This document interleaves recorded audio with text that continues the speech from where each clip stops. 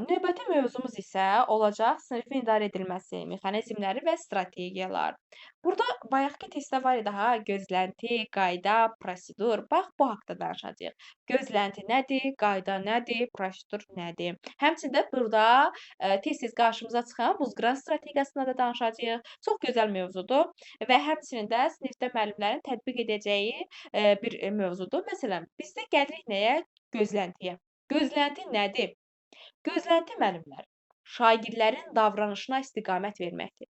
Biz tədris ilinin əvvəlində bir müəllim olaraq şagirdlərdən hansı davranışları gözləyirik? Bunları şagirdlərə bildiririk. Misal üçün, hansı davranışları gözləyirik? Deyirik ki, şagirdlər, məsuliyyətli olun, bir-birinizə hörmətlə yanaşın. Bu bizim şagirdlərdən gözləntimizdir. Və şagirdlər bilirlər ki, artıq müəllim onlardan nələri gözlədiyini şagirdlər qabaqcadan bilirlər və bilirlər ki, hansı davranışı etsələr, hansı davranışa müəllimlər dözümlülük göstərər, hansına artıq dözümlülük göstərməyəcəklər.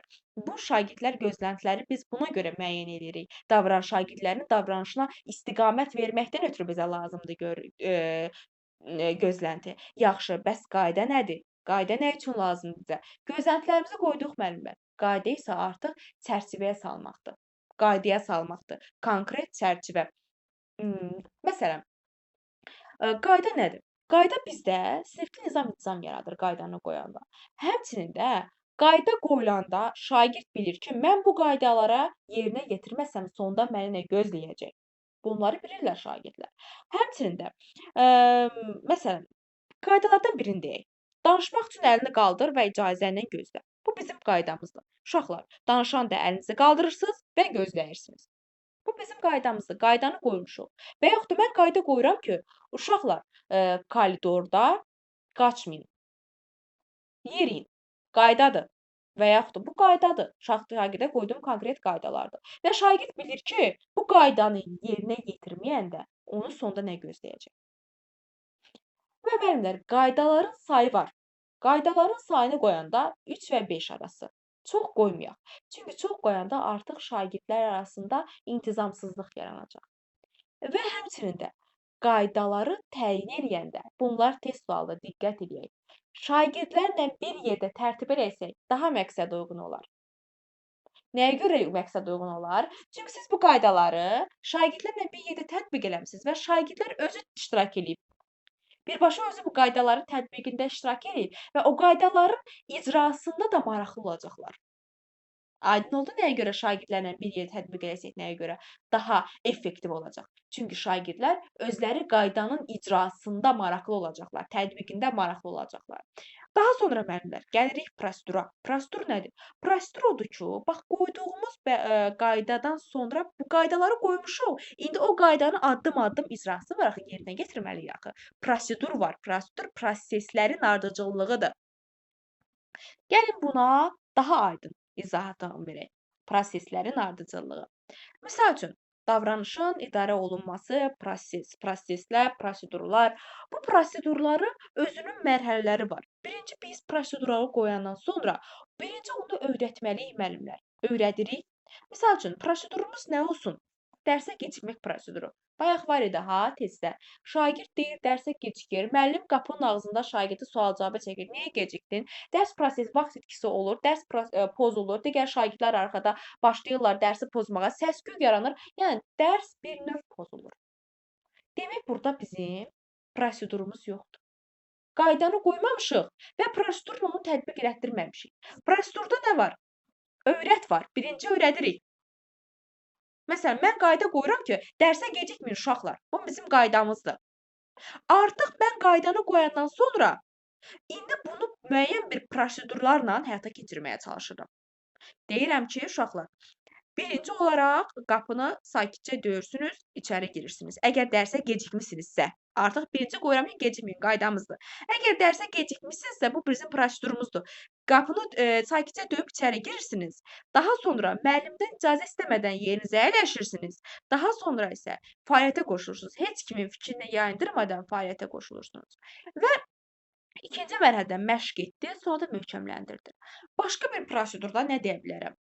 Məsələn, mənim qayda qoyuram ki, uşaqlar, sinifi təmiz saxlayın. Sinifi təmiz saxlayın, ətrafınızı təmiz saxlayın və prosedurlarla bunu tətbiq elətdirəcəm. İlk öncə öyrədirəm. Öyrətdim ki, uşaqlar, ətrafınıza baxırsınız, kağız mı var, hər hansı bir nəsə düşübmü? Buna mən öyrədirəm. Necə təmiz saxlamalıyam? Aydınlıq gətirirəm. Sonra izah eləyirəm. Sonra məşq elətdirirəm. Uşaqlar, dərsə 5 dəqiqə qalmış, yoxlayıram. Ətrafınızı yoxlayın. Görün kağız varmı? Götürün, təmizləyin. Düşübmü? Qələmmi düşüb, dəftərmi düşüb? Sumkanıza qoyun. Və bunu hər dəfə möhkəmləndirirəm. Hər dərsə 5 dəqiqə qalmış məşq elətdirirəm. Möhkəmləndirməkdən ötrü. Artıq uşaqlarda vərdişə çevrilir bu proses. Vərdişə çevrilir və hər dərs uşaqlar ətrafına baxırlar, səliqəliyirlər, sonra sinifi tərk eləyirlər. Bu da prosedurun öyrədilməsidir. Məsələn, sinifdə deyir ki, əgər uşaqlar qayda və prosedurları yerinə yetirməməsinin səbəbi nə ola bilər? O ola bilər ki, müəllim qaydaları aydın izah eləməyib, həm də prosedurları şagirdə möhkəmləndirməyib. Həm prosedurları aydın öyrətməyib, məşq elətdirməyib, həm də möhkəmləndirməyib uşaqlarda. Onda bu zaman qayda və prosedurları şagird yerinə yetirmir. Bu da oldu bizim prosedurumuz, qaydamız və gözləntimiz. Daha sonra gəlirik nəyə? Bayaqkı dedim ki, şagirdlər prosedura niyə əməl etmir? Bu bizim test sualımızda qarşımıza çıxacaq. Çünki müəllim prosedurun nədən ibarət olduğunu düzgün öyrətməyib, məşq elətdirməyib, həmçində kifayət qədər ona enerji və vaxt sərf eləməyib. O zaman şagirdlər prosedura əməl etmirlər. Daha sonra gəlirik nəyə? Gəlirik müəllimlər, buzqıran strategiyasına.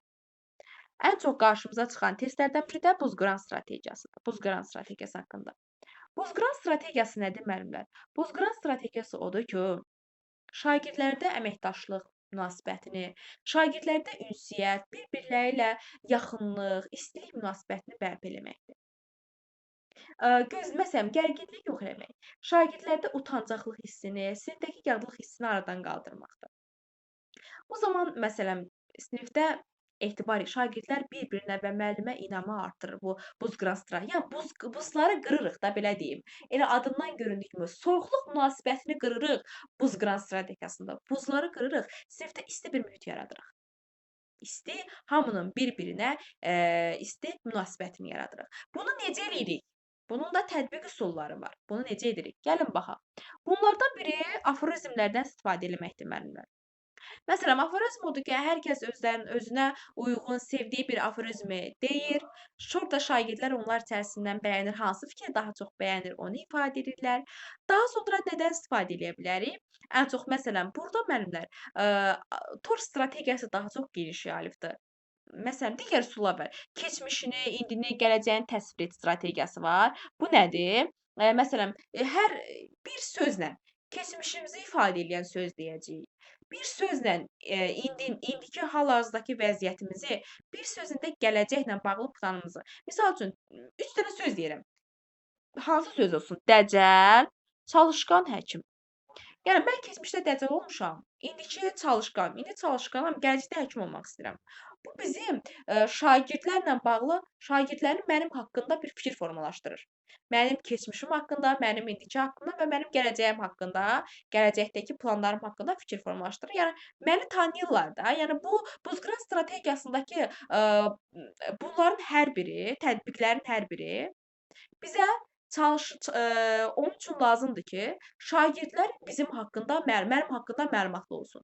Bir-birləri haqqında məlumatlı olsun. Bir-birinin keçmişi haqqında, indiki haqqında, gələcəyi haqqında məlumatlı olsun. Bir-birinin ailəsi haqqında məlumatlı olsun. Bax, bu TOR strategiyası əsasən ondan istifadə olunur. Bax, bir dənə yumaqdır. Yumağın bir ucunu müəllim özündə tutur.